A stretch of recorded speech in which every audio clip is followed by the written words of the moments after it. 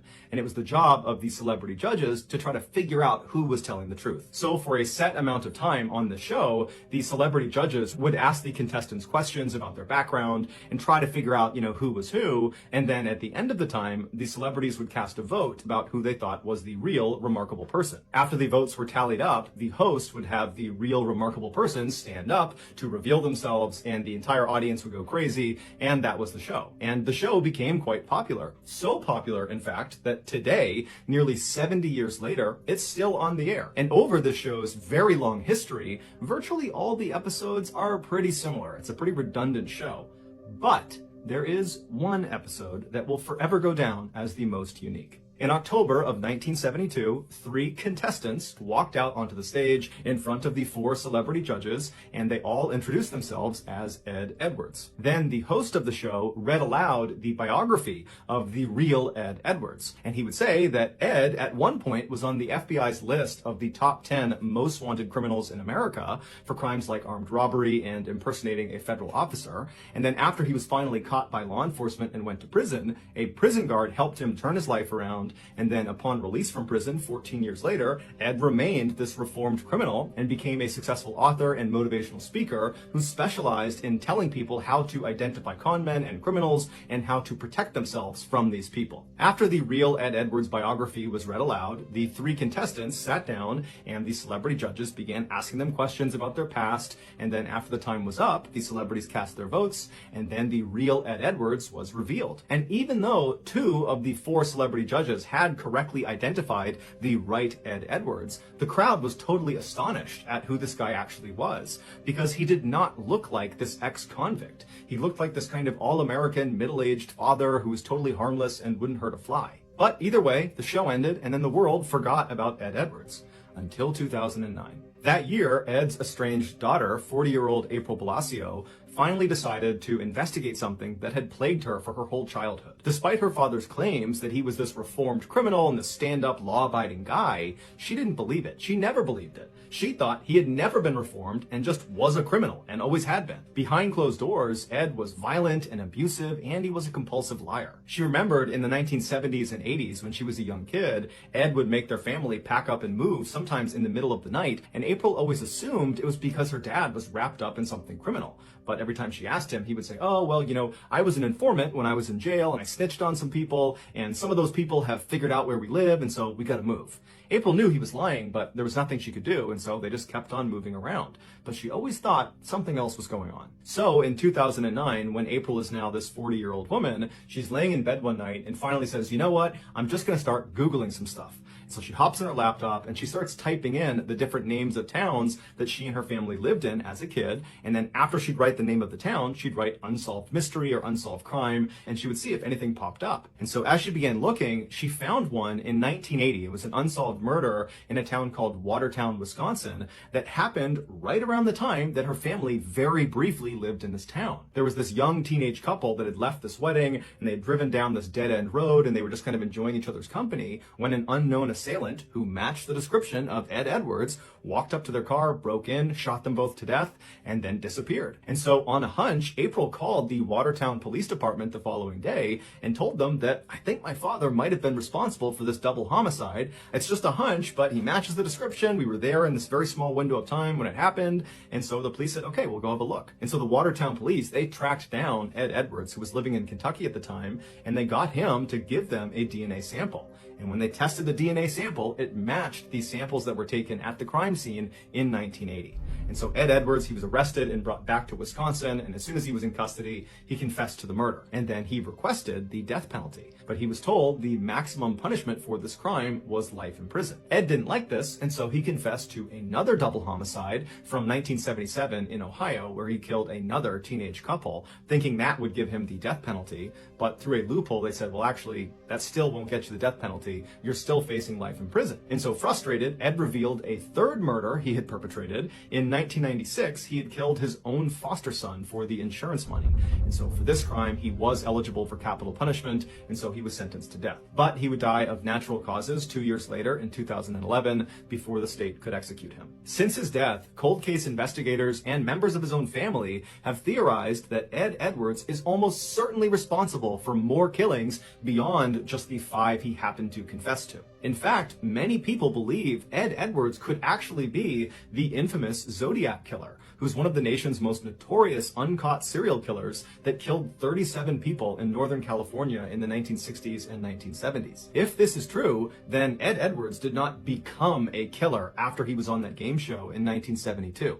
No, when he showed up for that game show and stood in front of the audience and smiled and answered questions to the celebrity panelists, at that time, as you're watching him on TV, he would have already been a seasoned serial killer with dozens and dozens of victims. But Ed stopped confessing to murders after that third confession because he was just kind of using those murders as bargaining chips to get what he wanted, the death penalty.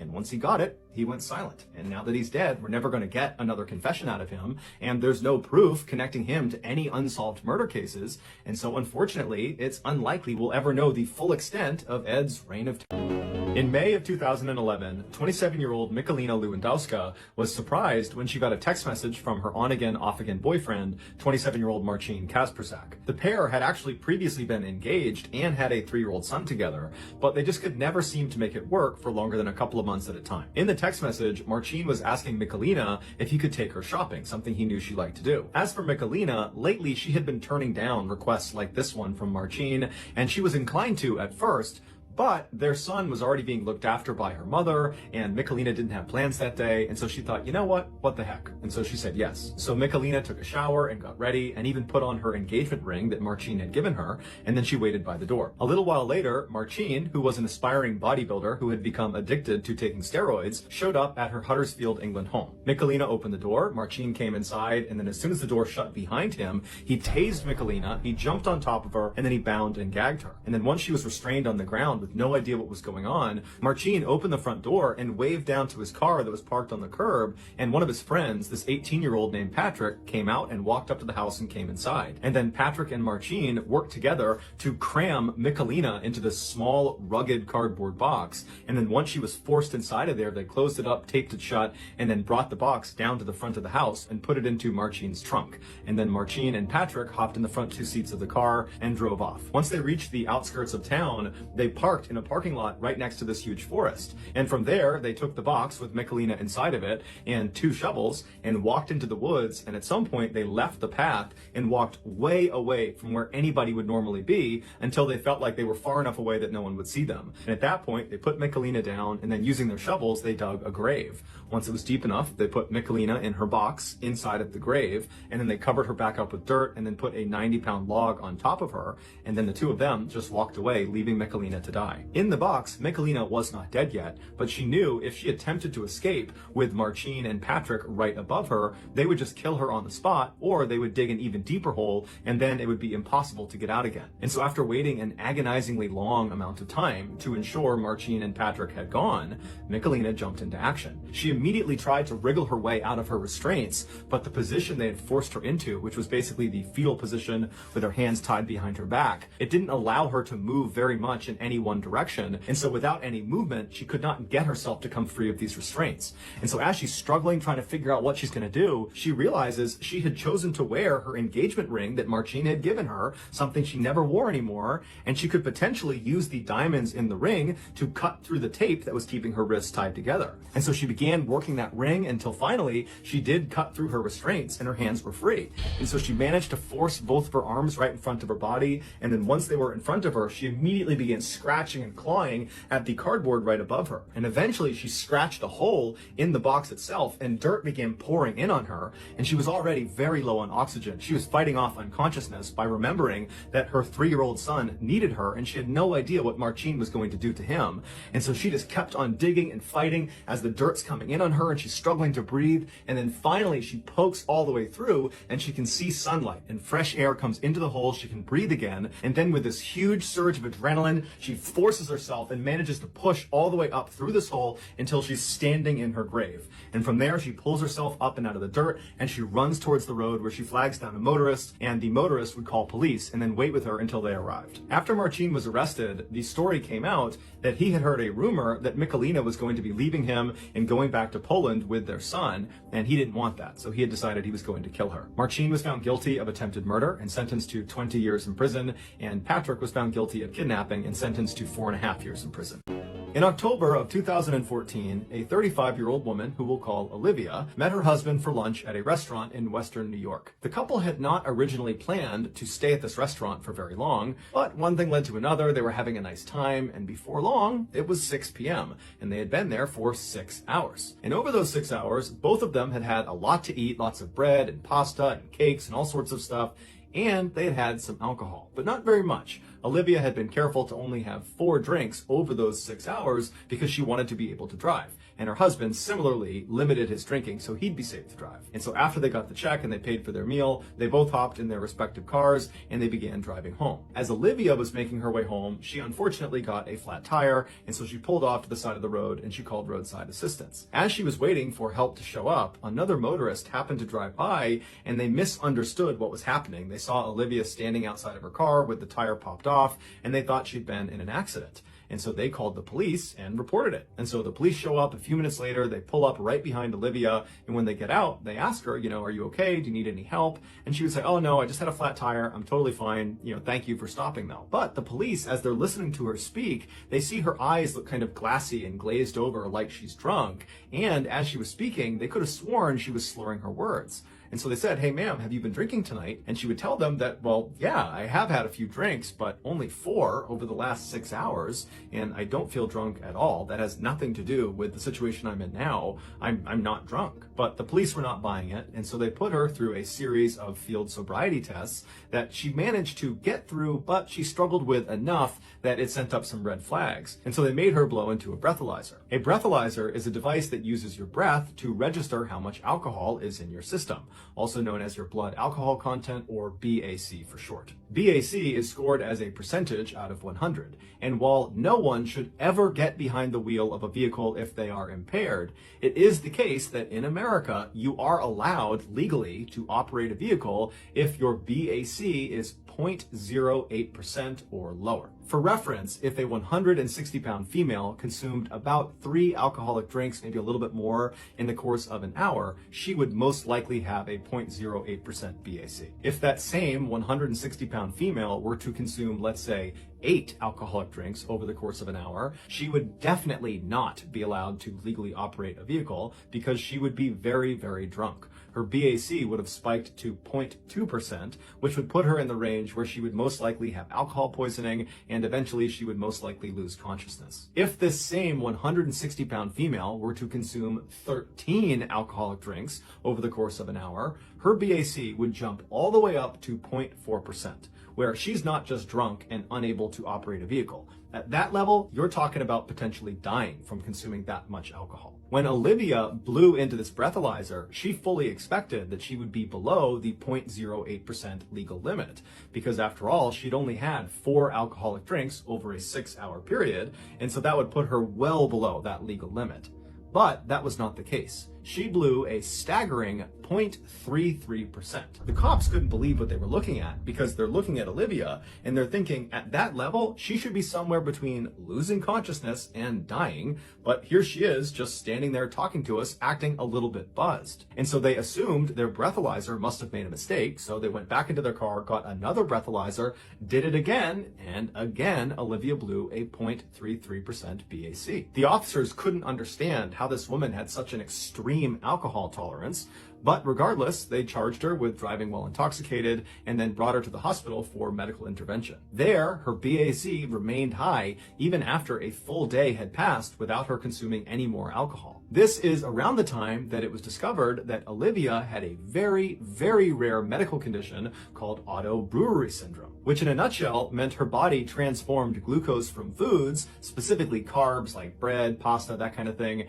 into alcohol. Olivia, who was totally unaware of this condition, had developed this wicked alcohol tolerance because she was basically drunk all the time. Not because she was a heavy drinker, but because she ate carbs. This condition, if left untreated, can do the same damage alcoholism and binge drinking can do to the body. The only way you can treat it is by drastically changing your diet. When Olivia's condition was discovered and made public, the charges against her were dropped and she would go on to just stop eating carbs altogether. Weird Spooky Santa Cruz. If you're into Creepmas and you're looking for a spooky spot to grab a drink for Christmas, there's one dive bar that should be at the top of your list. Because it's not only historic, it's haunted. This is the eerie story of the Jury Room. The Jury Room sits on Santa Cruz and has been serving locals and travelers for over half a century. It's the kind of bar that feels worn in, familiar, and a little gritty. And according to generations of bartenders, it's home for a few spirits that didn't leave after last call. The place has a reputation, and not just for strong drinks, but for strange events that happen when the living thinks they're alone. One of the darkest connections to this bar is one of its infamous regulars, Ed Kemper. In the 1970s, the co-ed unaliver would sit in this bar with off-duty police officers. These same officers that were investigating the unalivings that he was committing. And because his mom worked at UCSC, he blended in. He used his conversations with the off-duty police officers to keep tabs on the case and always stay one step ahead of them. This sounds like something out of a movie, a serial unaliver sitting at the bar with the very police officers that are investigating him and pretending to be harmless. But some of the creepiest stories don't come from history books. They come from the bartenders. Before retiring, longtime bartender Tim Hall shared an experience that still haunts people. One night, he was closing up alone. The bar was silent and empty, and he walked up to the front doors to lock up. Then out of nowhere, bang, bang, bang, 3 loud knocks on the bar behind him. He said it sounded like someone slamming down a shot glass, demanding another drink. He turned around instantly. No one was there, just empty stools and an unsettling silence that didn't feel like it belonged there. Another bartender, Megan Arnett, had an experience of her own as well. This one in broad daylight. She came in early to open. The bar was completely empty, and suddenly the lights began to flicker. But not all together. One at a time, as if something was moving through the room. And it's never happened again. What makes this even stranger, this happened only a week and a half after the passing of bartender Marv Easterby. Megan says that she felt that this was Marv saying hello one last time. So if your Creepmas tradition includes spooky stories, haunted locations, and a stiff drink, Jury Room is the perfect bar to patron this Christmas.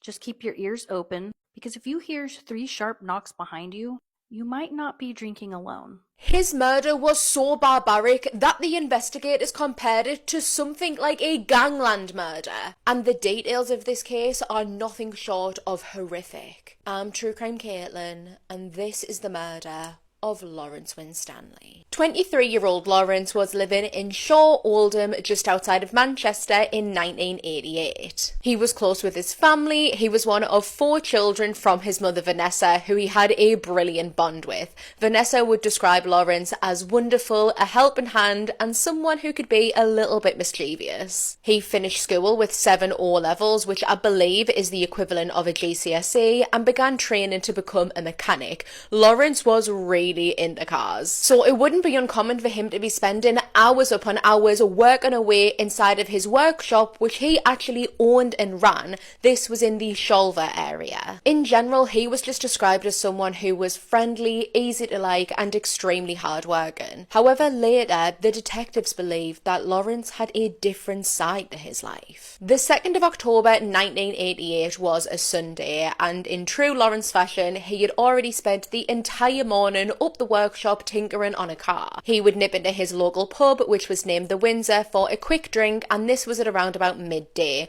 Now, Lawrence was a familiar face here. It was his local. It was somewhere that he would go all the time. However, it was very unusual to be seeing him at the pub at this time of the day. After being sat there for a short while, the phone behind the bar began to ring, and the barmaid picked it up, the person on the other side asking specifically for Lawrence. This was someone who knew that he was there at a time where he usually wasn't. While he was speaking to this unknown person on the phone, witnesses would say that Lawrence looked incredibly agitated. Whatever he was hearing on the other side of the phone was clearly bothering him. After hanging up, he told the people that he was with that he had to shoot, he had to go and see his mum, and even though Lawrence didn't live with Vanessa anymore, they were extremely close, and he would still go and visit her every single day, sometimes multiple times a day, so this wasn't an unusual thing. Vanessa lived only a few minutes away from the Windsor, and so when he left at 1:45, he should have arrived there well before 2 o'clock, but he didn't.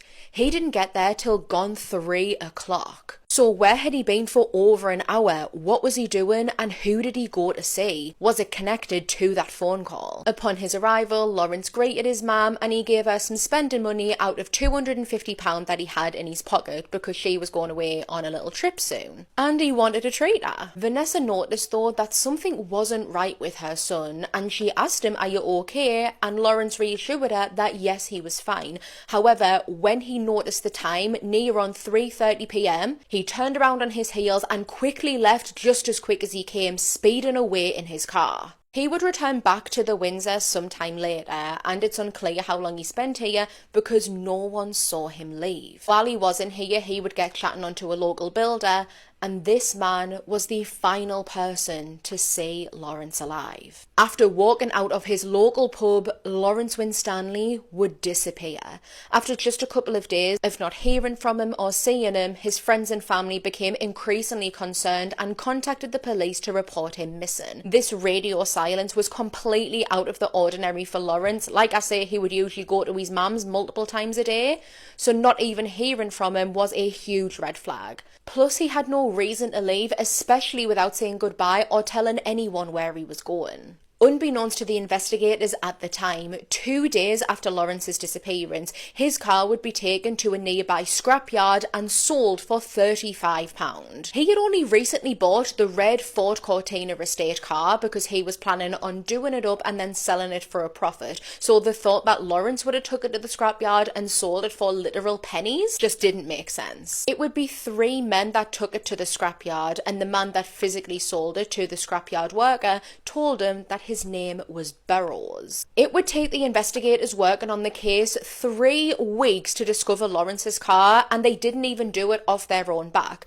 Someone who worked within the scrapyard noticed the car and recognised it from all of the coverage regarding Lawrence's disappearance. He then rang it in and reported it to the police. According to some reports, the investigators, despite knowing that Lawrence's car was at the scrapyard, just took their time to go and look at it, and by the time they went to see it, it had already been scrapped, taking all of the potential evidence inside the car with it. During a Crime Watch episode that I watched, it did say on there that the investigators did search the car and they did look through it, and it was only after they gave the okay that the car was scrapped. But regardless, whichever one it was, if that car had been seized, I can't imagine what evidence we would have been able to pull from it today, especially with all of the progress we've made in technology. Specifically DNA technology, there was bound to have been some of it in there, and that could have helped crack this case. But that wasn't the case. His car was scrapped. The investigation into the disappearance of Lawrence began to slow down and then eventually went cold. It would be just under a year later that the investigators finally learned what happened to Lawrence Winstanley, and it is nothing short of barbaric. The summer of 1989 was a hot one. It was so hot that it caused a drought in the West Yorkshire area, meaning that the Baton's Dam/reservoir, the water levels inside there dropped a whole 12 metres. On the 26th of September 1989, a person who was nearby the reservoir noticed what they thought was a body floating in the water. Police quickly descended on the dam and they were able to recover what was a body, which would go on to be identified as 23-year-old Lawrence Winstanley. His autopsy would determine that his cause of death was from a gunshot to the head. Prior to his execution, he had sustained a brutal beating. He had been beaten with so much force, likely from multiple people, that almost every single bone in his body was fractured. His hands were severed, his body was mutilated, and then he was set on fire. After his death, Lawrence's body was wrapped up in a curtain material, and alongside his body, there was also a brand new pickaxe head. It was wrapped up with Lawrence's body with the full intent of weighing down his body. Whoever done this wanted to make sure that Lawrence's body was never going to be found, and if it wasn't for that drought, it may never have, which shows that this was a premeditated crime. Investigators at the time would compare Lawrence's case to that of a gangland execution. The investigation into Lawrence's now murder resumed, and it was all speeds ahead. His case was featured on Crime Watch. Officers raided many houses, they questioned suspects, and did all that they could, but they just could not find enough evidence to say who definitely murdered Lawrence, or even why. He was a generally very well-liked man, and so the investigators could not figure out who would want to murder him in such a barbaric way. But like I said earlier, they do believe that he had a different part of his life, and they don't know what that entailed. I did read in some comment sections from people who are familiar or local with the case that the police know exactly who did it, but they just can't find the evidence to back it up. There's been several rewards for information posted. Crime Watch posted £10,000 in exchange for information, and Vanessa posted £25,000, her entire life savings, which she was willing to give away to bring justice for her son. But apart from leads that led nowhere, the investigators have got no closer to closing this. You can't make this stuff up. Might have known the story of real-life boogeyman. A man was doing everything he could to make it look like someone else was out to get him, to cover up for the crimes he was committing, and it didn't work out very well. We are in Horton Village in England, and in 1984, there was a ton of bizarre scenarios that were happening at the Whitten Hill farm. The people that live on this farm is 44-year-old Graham Backhouse and his wife Margaret and their 2 children. He inherited this farm from his father, but this farm was not doing very well, and he was a hairdresser, and he had a hard problem trying to sell these crops. On March 30th, 1984, Graham had reported to police that a severed lamb's head was impaled on his fence with this note right next to it stating, "You next." And this was not the first time he had gotten threats. He had got some phone calls that someone was threatening to unalive him. There was also a time Graham got a letter that read along the lines of, "You ruined my sister's life. I'm going to get you, you bastard." But then these threats started to turn violent. So one day, Margaret was going to do some shopping, and she was going to use Graham's vehicle because her vehicle was having some mechanical problems. When she got into the vehicle, all of a sudden the car exploded, and Graham did not hear her screaming or even hear the explosion because he was in the farm and his music was up very loud. Police find that this was a pipe bomb that was underneath the driver's seat. Margaret did survive this attack, but they did remove about 100 pounds of pellets and also shrapnel from her body. At the same time this explosion occurred, Graham received another threatening note stating, "Came supposed to be twice last week, but the pigs were about. See you soon." They could see that twice and also were misspelled, but they believe this was deliberate. The police also noticed something on this "You next" note. There was an impression from a circular doodle. So you know when you write on a piece of paper and you write really hard, it makes an impression on the next piece of paper. The only person Graham could think of that would do this to him is a man named David because he was having an affair with his wife. But it turns out that he was out of the country at the time all these incidents occurred. There was also a neighbor that they were looking into of Graham's, and his name is Colin Taylor. He had been very depressed because he just lost his 19-year-old son in a car accident. But Graham and Colin were in a land dispute, and it seems like they could not come to an agreement on this land. So after this explosion occurred, the police decided to do 24-hour surveillance on Graham. But eventually he started to resent and get annoyed by the police, so he said, "You don't need to do surveillance and protect me anymore, just go ahead and go." So what the police decided to do was put an alarm system in his home, so if he ever hit this button, it would make a direct call to the police. And 2 weeks later, they got that alarm. So when police arrived to the farm, they found in the kitchen some blood drops. They also found some kitchen chairs that were turned over. But what they found at the bottom of the stairs was Colin's body. He had been hit twice in the chest with a shot firearm. When they were examining Colin's body, they found that his right fist was clenched and he had a small Stanley sharp weapon in that hand. And they noticed when they found Graham that he had slashes to his face and also to his chest. So according to Graham, Colin came over to ask how his wife was doing because she was recovering in the hospital. And then without warning, Colin just attacks Graham for no reason. He blames him for his son's passing and also stated that it was supposed to be Graham in that vehicle and not his wife. So he just started attacking him with this sharp weapon. Colin had stated he was doing God's work and he admitted to putting that pipe bomb in the vehicle. So when they went to search Colin's home, they did find a piece of pipe that was near his property. The pipe that they found on Colin's property matched the remnants of the pipe bomb that was found in Graham's vehicle. But some of this evidence at the crime scene was not making sense to the detectives. So the first thing that they noticed was the blood drops in the kitchen. If there was signs of a struggle, the blood drops would not look like this. They would be more kind of smeared and have a tail to it. This is more like a person that is just standing still and the blood is dripping from them. So Graham had stated he ran from the kitchen to his bedroom to retrieve his firearm, but there was no blood drops in the hallway where he retrieved that firearm, and there was no blood on that weapon. Also, Collins's fist was clenched, and after you pass away, your body goes limp and you relax, so there's no way that his fist could be clenched. So usually if a person's attacking you with a sharp weapon, you would have defensive wounds on your hands or your arms trying to block it from a person attacking you. And he did not have any defensive wounds on his hands or arms or anything. And then also this note where they found the impression from that circular doodle, they found a notepad in his office that had the exact same doodle that was found on the impression of this note. So Graham had set this whole thing up to make it look like someone else was out to get him to cover his tracks. So he was working on this farm, and for 2 years, he was not making any sales. And he was about 50,000 pounds in debt from a bank. So what does he decide to do? He's going to unalive his wife for the life insurance money. So Graham had fabricated this entire story, making it look like someone else was out to get him. So he handwrote all of those letters. He put that lamb's head on his fence and even put the pipe bomb underneath the driver's seat to unalive his wife, but he did not expect her to survive. So he's like, crap, I got to get the attention away from me so I don't look like a suspect. So that's when he tried to frame his neighbor Colin for absolutely no reason. He took his life just to cover his tracks. So Graham thought he could use Colin in this case because they were going in a dispute over this land and thought he could frame him. So what he had done is he invited Colin over to his home, pretending he needed help moving some furniture or something like that. Went to grab his firearm, brutally took 2 shots right into his chest at the bottom of the stairs.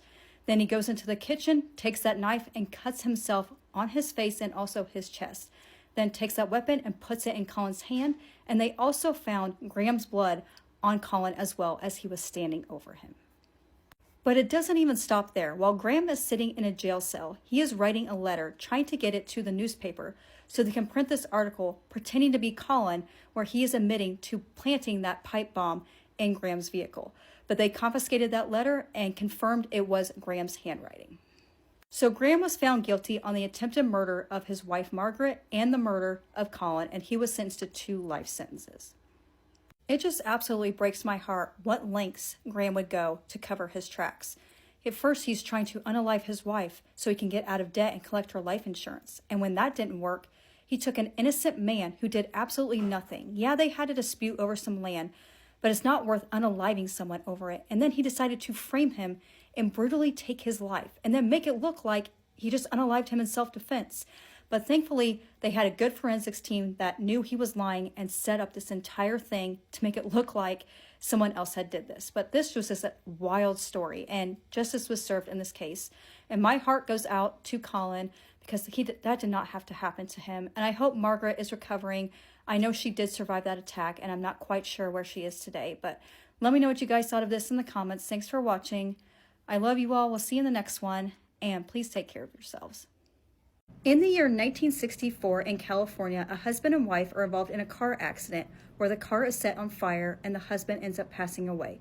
Now, we are not quite sure what exactly caused this fire, if it was an accident or intentional, so let me know at the end of this story what you believe happened in this case. This is Lucille Miller and her husband Gordon, or he goes by Cork. They were driving down the road when all of a sudden the car went off the road and the car caught on fire. Lucille was able to get out but was unable to get her husband out. So this street, it was very dark, there was no street lights, and she had to go a distance away to the nearest home to get help. So Lucille was brought back to the scene and the fire department was there, and she went over the events of that night. So her husband suffers from migraines and he wanted some hot chocolate. So when she went to make some for him, she realized they were out of milk. So she decided to go to the store to get some because she needed for the kids' cereal the next morning. So her husband wanted to go with her. So she ended up driving. He was in the passenger seat because he was sick, and she locked the door because she was afraid if he was slumped over like this on the door that he could fall out. So Lucille wakes up her daughter, tells them that they're going to the store, but they'll be back. So the first store they went to, it was closed. So they had to go across town to a 24/7 market and got the milk, and then they went back on the road. She has no idea what happened. The car swerved to the right, then they were off the road, and all of a sudden the car caught on fire. Lucille was able to get out of the vehicle. Her husband was asleep in the passenger seat. So she ended up taking a rock to break the window, trying to get him out of the vehicle, but it was too hot. So she grabbed a 4-foot-long stick, trying to push him out, but she wasn't strong enough. So that's when she ran to get help. They were able to confirm Lucille's story. They did find a rock inside the vehicle, and outside the vehicle, they did find a 4-foot-long branch with it burnt on one end. So it seemed like she was really trying to get her husband out of that vehicle.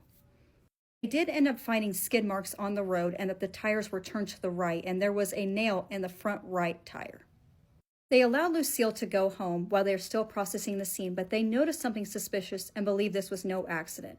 They found a gas can in the back seat of the vehicle. So when she came home, she was hysterically crying in her bedroom. She was in the fetal position on her bed. Her daughter came into her bedroom, asked what was wrong, said that her father was gone. Then her 2 sons came in and told them the news, and they were just all completely devastated. But the investigators still had some questions for her. The Millers seem like your typical ordinary American family. Cork is a dentist and he makes about $25,000 a year. So in today's money, that's about $200K a year. And he eventually built a house for his family on top of a hill. Lucille tells the investigators it's been a very rough year. She just lost her best friend Elaine, and she's only had that vehicle for a few months. And a few months prior to this accident, her and her daughter were involved in another car accident on the same exact road.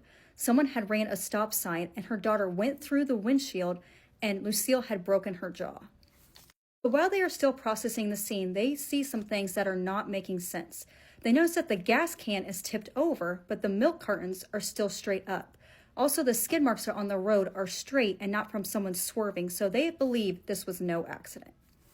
So the investigators have a theory about what happened, that Lucille somehow got Cork to go to sleep, put him in the vehicle, drove to an abandoned area, decided to put it over a drop-off, but she was unable to push it to make it look like it was an accident. So she just decided to set the car on fire, and she used that branch as a torch and then set the car on fire. Lucille was not very good at maintaining the vehicle. She always forgot to put gas in it, so she stated that her husband had given her a gas can to make sure she would never run out of gas. But turns out she purchased that gas can only a few days prior to this accident. The investigators decided to arrest Lucille, but they look into Cork's background, and he did suffer from depression. He was under a lot of pressure from his family to be a dentist, but his dream was to be an airline pilot. The Miller family was struggling financially. They were about $64,000 in debt, and today's money, that's about $500,000. And back then, women did not work, so he was under a lot of pressure. So Cork was very depressed, he suffered from migraines, and he would often try to sedate himself. So one day, Cork took his sons out to have a conversation with them, stating he loved his sons very much, and one day he will see them in heaven. And then one night, Cork was trying to leave the home, and the family knew exactly what that meant. He was going to try to end his life because he wanted to beat a car accident. So Lucille asked her daughter to take the car keys and lock herself in the bedroom so he could not try to leave. So the payout from that car accident was $123,000. But they do not believe Lucille acted alone in this. It's very possible that Lucille helped Cork end his own life. But Lucille had a secret of her own. She was having an affair with her best friend's husband, Arthwell. It appeared that Lucille was not happy in her marriage because her husband, Cork, he was depressed, he lacked warmth and joy. But Arthwell, he was everything she ever wanted in a husband. He was very happy, very complimentary, and everything she wanted, and believed she should be married to him. The police end up speaking with Arthwell and does admit to an affair with her, but it ended 6 months prior. But Lucille, she kept trying to be with him, and Arthwell didn't want that. And she kept calling and thinking, no man has ever rejected me. But it seemed that Cork knew about the affair, but he wanted to make his marriage work. So they went to marriage counseling, and it seems like things were looking up because she was pregnant with their 4th child, and she was pregnant when they arrested her. So it seemed like Lucille and her husband Cork were trying to work things out. So why would she end up taking his life if they were trying to make this work? Well, while she's on trial, the prosecution believes that if she gets her husband out of the way, that Arthwell will come back to her and have the husband she's always wanted. The prosecution believes this was an intentional fire set to the vehicle, but the defense's experts believe that there was a fuel line that was leaking and it got into the carburetor and then it exploded. But does that make any sense? This seems a lot of trouble to be a homicide, because why would she wake her daughter to let her know that they were going to the store? It just seems like either story doesn't make sense, so we don't know what to believe, if this was an accident or intentional. We just don't know. But the prosecution decided to put out a story about Arthwell's wife Elaine, which was Lucille's best friend, because she passed away under mysterious circumstances, and Lucille was the last person to see her alive. Because her husband went out on his boat one night, and then the next morning, his wife had passed away. But it's very possible she just died from natural causes and was sick. Lucille was found guilty, and she was sentenced to life in prison, but they let her out of prison to give birth to her daughter. and then she only served 7 years of that life sentence, but she passed away in 1986 from natural causes. Now, as you can see, I'm not quite sure what to believe. If I was on that jury, I would be right in the middle. I don't know if I could find her guilty or not guilty. I just do not know, because there's 3 possible scenarios. 1, this was a complete accident and something happened with that vehicle. 2, she did actually unalive her husband. Or 3, they both worked together because Cork was depressed and maybe he couldn't, do it himself, so he asked his wife to do it. So we just don't know. We just really don't know. Only Lucille knows the truth, and those secrets will die with her. But I would love to know your guys' theory. What do you think happened? So let me know in the comments what you think. Thanks for watching. I love you all. We'll see you in the next one. And please take care of yourselves. You have to be a real evil person to make up a lie about your ex-husband abusing you for years, just so you can get full custody of your daughter. And it wasn't really even about getting custody. It was about winning.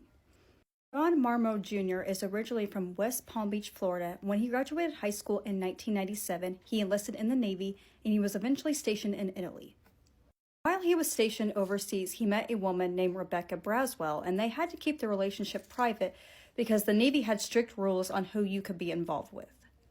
But soon they could not keep the relationship a secret because Rebecca found out she was pregnant, and the Navy, they frown upon single women who are pregnant. So John did the right thing and decided to marry Rebecca in 2001. Soon they had their daughter Heather, and Rebecca was restationed to California and was going to be part of the Seabees. But John, he did not want to be away from his family, so he decided to end his naval career, and he got an honorable discharge and moved to California with the family and was a stay-at-home dad. But after 3 years of marriage, it seemed like their marriage started to drift apart, and they filed for divorce in 2004, and they had joint custody of their daughter. She still lived on the base, while John rented a room from a woman named Cheryl O'Neill. 6 months later, Cheryl calls 911 stating that she heard a firearm outside of her home. She ran downstairs outside of her front door, and she found John on the ground. When paramedics arrived, they did declare him deceased. Upon examining the crime scene, they found a blood trail that was started from John's driver's side door and then went towards the front of the house. So he was attacked trying to get into his vehicle, and then he tried to run back into the house.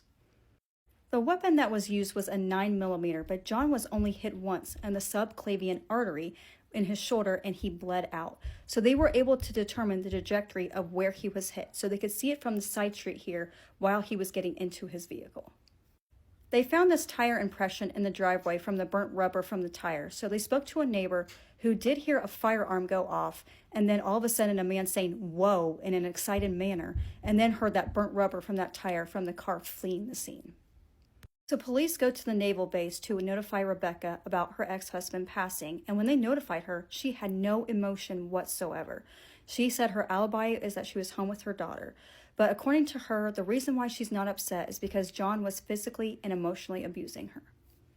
According to Rebecca, John has a dark side, was most likely cheating on her, and she had to take out a restraining order against him. And she wanted full custody of their daughter because she was afraid for her safety. So there was a lot of custody dispute going on. According to Rebecca, she has witnesses that prove that John is abusive. So they speak with her good friend, Shannon Butler, who has experienced this abuse firsthand.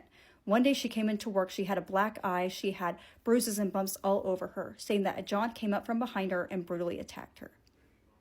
Police speak with Shannon, and she does confirm that she was abused by John. And she claims that even though her and Rebecca are just friends, apparently according to John, he believes there's something more going on and blames her for their divorce. Shannon claims that John has been stalking her, and she filed multiple police reports. They decided to look into John's background, and they found some interesting information. So 2 months prior, before John was found, he called police and filed a report. He was getting his vehicle worked on when the mechanic noticed something underneath his engine. You could see there is a propane tank attached to the catalytic converter. And then a few weeks later, when he turned on his vehicle, he noticed a hissing sound. So he looked under his vehicle again and found another propane tank attached to the catalytic converter and made another report. But unfortunately, they had no suspects at this time. He spoke with friends of John's and asked who would do this to him. Shannon and Rebecca's name came up, but there was also another man named Seth Hardy's name that came up. Apparently, he wanted to protect Shannon and Rebecca and was going to go to John's work and threaten him with a sharp weapon. So Seth's brought in for questioning, and he's got a very arrogant attitude, and they say, "We know about those propane tanks underneath John's vehicles." And then he does admit that he's the one that planted them, but he was trying to protect Shannon, but Shannon is the one that brought him the propane tanks. Shannon had paid Seth to do this, but when both of those attempts had failed, she decided, we're going to use a firearm instead, and Seth wanted no part of this and backed out. But they decided to go ahead and charge him with 2 counts of attempted homicide. So police want to speak with Shannon again, but she is MIA, so they go to her fellow sailors, and they claim she was absolutely obsessed with John and wanting to get rid of him, and she wanted a firearm. So she is the #1 suspect. Police get a call from a man stating that he knows exactly where Shannon is and where the murder weapon is. They are both at his apartment. So they decided to use him to lure to get that murder weapon. So he stated, I'm going out of town for a few days. Let me get rid of that weapon for you. So they agreed to meet at a parking lot with, undercover cops all around the area. She has that weapon in a backpack. She takes it, puts it into his vehicle, and then drives off. But they follow her and immediately arrest her. So when they arrested Shannon, she's asking, what am I being arrested for? And they stated homicide. She stated, I did not do this, but I do have a story to tell you. Now, according to Shannon, she was there when John was unalive, but she did not pull the trigger. It was a man named Matt Turner. She had no idea that he had brought a firearm. She just wanted to go to John's house and confront him, stating to leave her alone. So when they arrived at his house, as soon as she was going to get out of the driver's seat and talk to him, Matt just aimed that weapon outside of the back passenger window and fired at John. Shannon told the police that John has been abusing her for 2 years, but they could not find any police reports of him abusing her. Then she finally admits that John had never hurt her, that this was all Rebecca. Rebecca told her that John was abusing her, and she believed that she was being abused by John. But it turns out John was not abusive towards her. So what they had did to make it look like John was abusive, they would hit each other in the face to make it look like that John had beat them up. So of course, when they go to their fellow sailors, they ask what happened. John did this to us. They, believe them because they really thought John was a bad guy. And of course, they want to protect these women. So Rebecca was brought in for questioning, and she has no knowledge of what happened to John. But she's willing to throw Shannon under the bus, stating that she was a crazy stalker and had this obsessive hatred of John. Rebecca does admit giving Shannon that firearm for her own protection, and she does regret giving it to her, but they feel like they have enough evidence to charge her with homicide. Police really wanted to speak with Matt because he's the one who actually pulled the trigger, and they need enough evidence to charge Rebecca. So they find out that the day before, he was deployed to Okinawa, Japan, and stationed there. So they fly out to interview him, and he does admit his role in the crime. Matt does admit to pulling the trigger, but the only reason why he did it was to protect Shannon. He really thought that she was being abused by John, so they did arrest him and charge him with homicide. Shannon decides to plead guilty to first-degree homicide, and she was sentenced to 25 years to life, and she will be eligible for parole in December of 2026. Seth pled guilty to 2 counts of attempted homicide, and he was sentenced to life in prison with the possibility of parole. They decided to try Rebecca and Matt together, and the motive is that she was all about winning and just wanted full custody of their daughter. And, she made up all these lies for all these people to help her out with this crime. So she was found guilty on all counts, and she was sentenced to life without parole, and Matt was also found guilty and sentenced to life without the possibility of parole.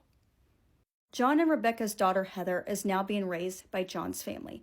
This story absolutely broke my heart, knowing that these are 4 service members in our military that would commit such a horrible crime, and the one mastermind who would make up horrible lies about a man, just because he wanted to see his daughter. All she cared about was winning and get everything her way and wanted her daughter all to herself. This was a man who gave up his naval career so he could be there for his daughter. He gave all that up so he could be with his daughter. You should be happy he wants to be in her life. It makes me so sick to my stomach. And how can these people call them a member of our military who does something horrible like this? Now, I know they really did believe that Rebecca was being abused by John, but she lied about it. So she is the true evil one. But they should have had proof that he was the one that actually did it. I mean, I don't know what you guys think about this, but this just broke my heart because Heather will never know either parent. One of them is deceased, and one of them will never see the light of day again. But let me know what you guys thought of this story in the comments. Thanks for watching. I love you all. We'll see you in the next one, and please take care of yourselves. On August 20th, 1966, a young boy's discovery would lead to one of the most baffling, unsolved mysteries. Viewer discretion is advised. On that day, the young boy was flying his kite around Vintem Hill, which is located in Rio de Janeiro, Brazil.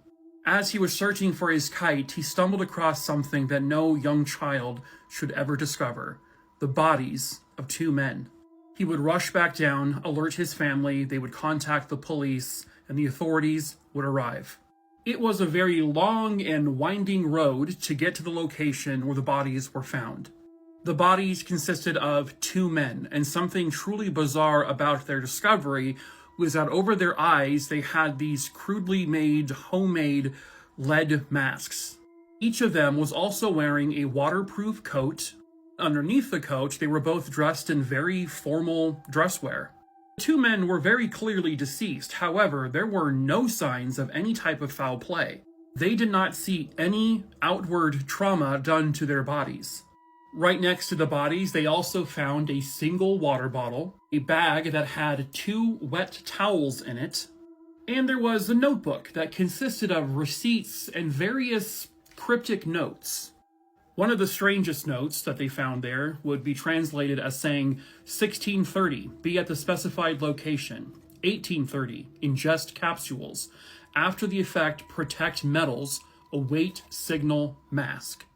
Signal mask, were those referring to the lead masks found over their eyes? These ones? Why were they wearing these masks? What were they trying to protect their eyes from?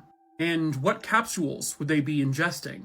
The bodies would eventually be identified as Miguel Jose Viana and Manuel Pereira de Cruz, 2 seemingly normal men. They repaired radios and stuff like that for a living. Apparently, the families would say that the last time they saw either of these men was on August 17th. Retracing their steps, they found that they had gone to a bus station, and they arrived in Niterói, which was where they eventually would be found on the mountain. Then, based on the receipts they found as well as witness accounts, the 2 men would purchase the waterproof coats. Then they would walk down to a bar where they purchased a single water bottle. That, right here, was the last known sighting of either man. Then they would make the long trek up this trail to the hill where the young boy would discover their bodies. Unfortunately, at the time, they weren't equipped well enough to do thorough autopsies. They were also really behind on autopsies. So they did not get to autopsying either of these bodies until like several weeks later. But by that time, the organs in each body had been decomposed. And so if there was any type of chemical found in their body, poison, unfortunately, they would no longer be able to detect it. So they have no idea what killed these 2 men. They had no idea why the 2 men went to this specific location on the hill. They do not know the final moments of either of these men's lives. According to witnesses, on the night the 2 men would have likely perished on that hill, there were multiple people, and these are some folks who were pointing out what they saw. This big orange circular or oval-shaped light kind of right above the hill where the 2 bodies were later found. Some people attributed that big ball of light as potentially a UFO, alien contact. Yeah, shut up. It's real. They're real. It would turn out that both of these men were actually really interested in UFOs and potential alien life. They were also heavily into spiritualism. And if you were to kind of believe the word of many witnesses, maybe they made contact. And so there is this belief that the 2 men somehow knew that this kind of close contact, maybe with some sort of supernatural light, spiritual light, or alien light, UFO, that they would have to protect their eyes with a lead mask. Hence why they were wearing them at the time of their death. Others believe that perhaps they were trying to do some crazy experiments, maybe involving chemicals and pills and stuff like that, maybe to try to reach the spiritual realm. All they really know for sure is that 2 seemingly normal, relatively level-headed men, they somehow came to this conclusion that they needed to be on this hill at a certain time, and they needed to have lead masks, and they had to take some kind of pill, capsule. Then they died. Did the two men succeed in their potentially bizarre testing experiments? Did they make contact with alien life? Did they reach another spiritual plane? Nobody knows. And the truth and the answers of what truly happened on this hill one night in 1966 will likely remain an unsolved mystery. Two children go missing under their stepfather's watch. What could have happened to them? Hello, true crimerers. This is the case of India and Cody Smith. Viewer discretion is advised. At the time this case occurred, India Smith is 11 years old, and her brother Cody Smith is just 4. And they were living in Champaign County in Ohio. Their mother, named Sue, had full custody of Cody, but did not have full custody of India. But on July 9th, 1997, India had been left at the home that Sue lived in with her new husband, Kevin Neal. Sue and Kevin Neal at this time were having marital issues. Both of them had accused each other of being unfaithful, and as a matter of fact, there was infidelity on both ends. Now, at one point, Kevin Neal was in prison before all of this, and he found out about Sue being unfaithful, and he was quoted as saying to someone visiting him that he could hurt someone Sue loves. On top of this, back in the 80s, Kevin Neal had been convicted of raping his own adoptive mother. He only got 10 years for that. In the mid-90s, he had been accused of assaulting a neighbor and would later down the road be convicted of that crime as well. The morning of July 9th, 1997, Sue and Kevin got into a very heated argument where Sue told Kevin, "You need to be out of the house by the time I get back from work." And if he wasn't, then she and Cody, who again she had full custody of, were moving out of the house permanently. Later that day, at 1:52 p.m., Kevin Neal calls 911 to report that his 2 stepkids are missing. He said the 2 kids were out in the front yard playing when all of a sudden he goes out there to check on them and they're gone. He says he did not hear any screaming, he did not hear any cars peeling away, and nobody apparently saw or heard anything. Sue is contacted at work. She rushes home, and the very first thing she says to Kevin is, quote, "Kevin, what the fuck have you done with my kids?" End quote. This is a photo of Sue and Kevin and others searching for the 2 kids. He says he had nothing to do with whatever happened to them. Someone must have taken them. Kevin also claimed that when he first noticed they were missing, he went outside and was screaming and hollering for their names. But every single neighbor that they interviewed, police interviewed, said they heard no such thing. This was the middle of the day. There were people out. Nobody saw Kevin calling for them, and they certainly did not hear it. But Kevin, pictured here talking to an officer, stuck by his story. India Smith's biological father was also questioned and talked to. He was quickly ruled out of having any involvement in this. But he said that there is no way that someone would take India and she wouldn't make a peep.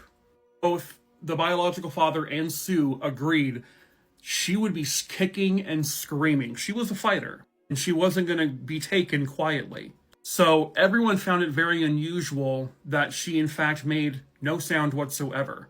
2 months later, they were found. Found at a graveyard, of all places.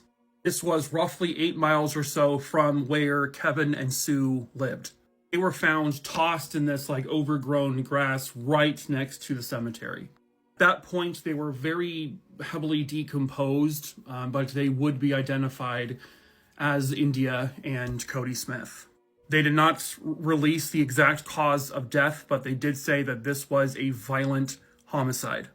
Given Kevin Neal's history of raping his own stepmother, of violently attacking his neighbor, he also had committed several other smaller crimes in his life. And the fact that a pair of Cody Smith's shoes, the shoes he said Cody was wearing the morning of the disappearance, was found in Kevin's home well after the house was searched, shows that Kevin was not telling the truth.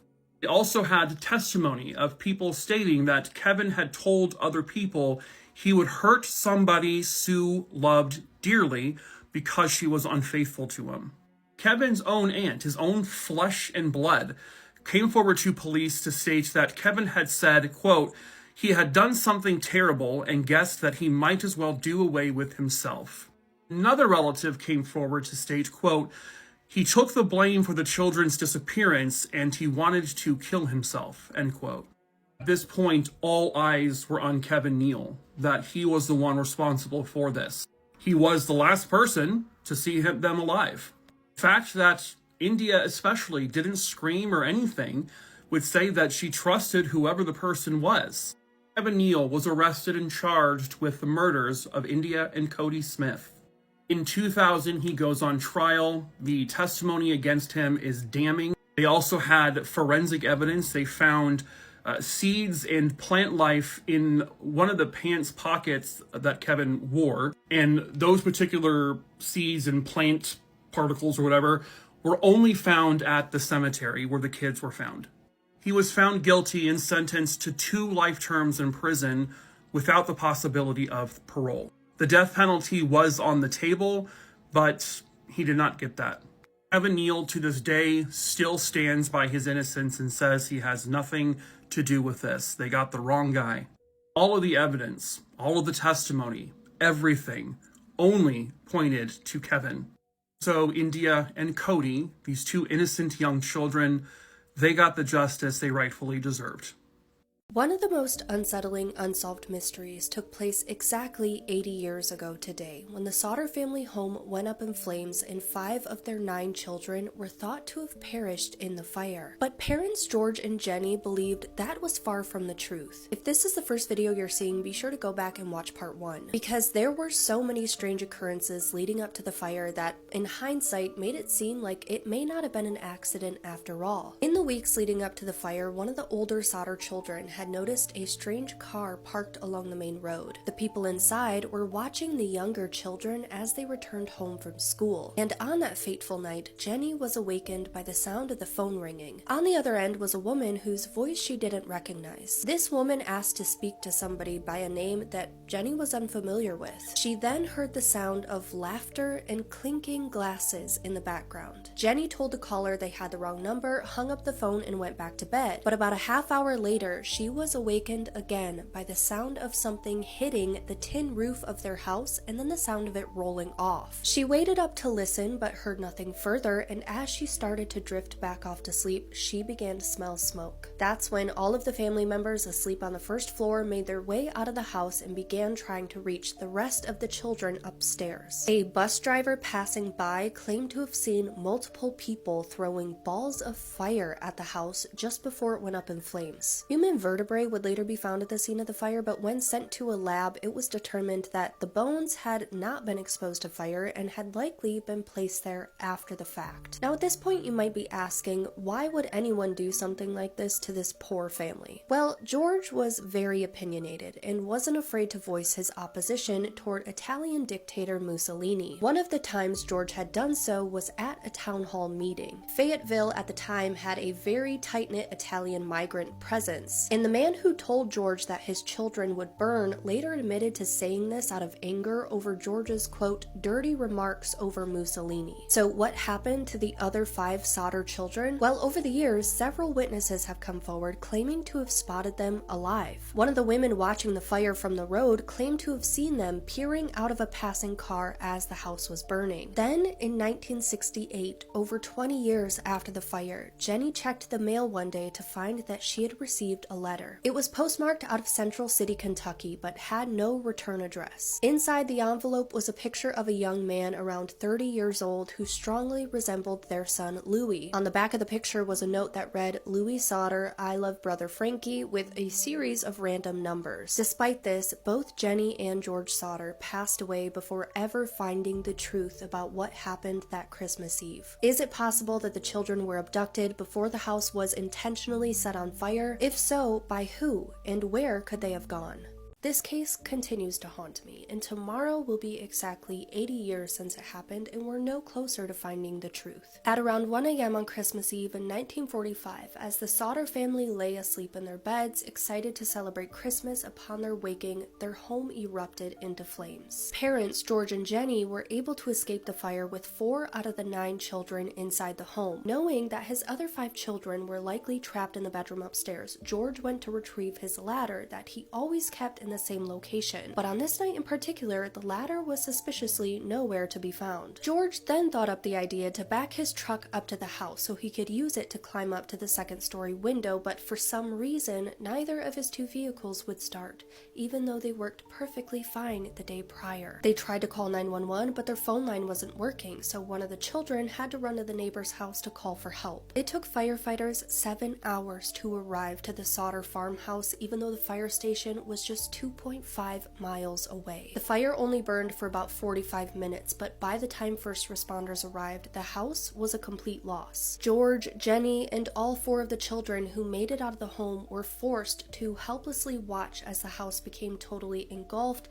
collapsing in on itself, all while their children or siblings were still inside. But when the home stopped burning, and upon closer inspection, not a single bone fragment was found in the rubble. Despite this, 5 death certificates were issued to the 5 Sauter children who did not make it out of the fire. But George and Jenny were not convinced. They spoke to a coroner who confirmed that bodies burned in an incinerator at 2,000 degrees need to burn for more than 2 hours in order to disintegrate bone. Remember, the house had only burned for about 45 minutes. When the fire was ruled an electrical fire, the Sauters began to recall some very strange events that took place leading up to the loss of their home and children. Months before the fire, a man showed up at their doorstep looking for work. While speaking with George, he pointed at the electrical box in the back and said, "This is going to cause a fire someday." George was confused by this observation because he had just had that electrical box checked by an electrician who determined that it was perfectly safe. Not too long after this incident, another man showed up at the home trying to sell the Sauters life insurance. When they declined, the man gave them this chilling warning: "Your goddamn house is going up in smoke and your children are going to be destroyed." A private investigator hired by the Sauter family would later find that this man was actually a member of the coroner's jury that would label the fire an accident due to faulty wiring. After the fire, George's ladder would be found at the bottom of an embankment 75 feet away. A telephone repairman would later say that the reason the phone didn't work that night was not because of the fire. Instead, it had to have been cut by someone willing to climb up the pole to do so. And there's just so much more that makes this whole situation seem like such a planned event that so many people must have been in on, but we're running out of time. If you're interested, follow along, leave me a comment, and I'll post a part 2.